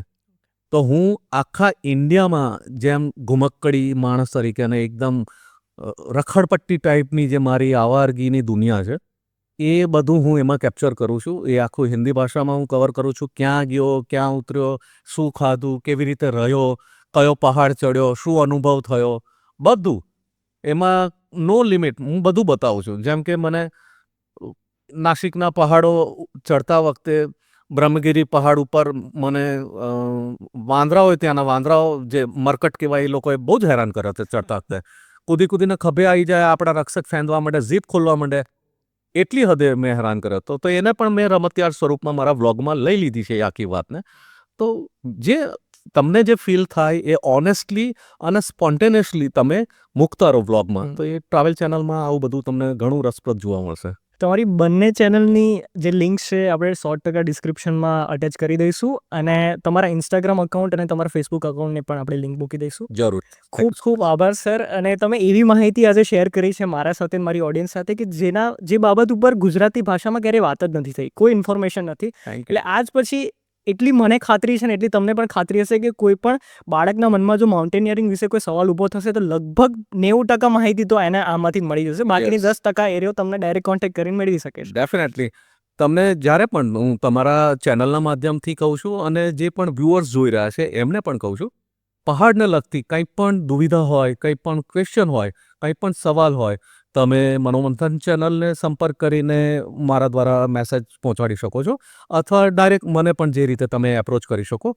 મારાથી બનતી હું તમામ મદદ, પ્રયત્નો, માહિતી આપવા માટે તૈયાર છું. કેમ કે પહાડનું નામ આવશે ત્યારે શશિકાંત વાઘેલા ઓલવેઝ ધેર.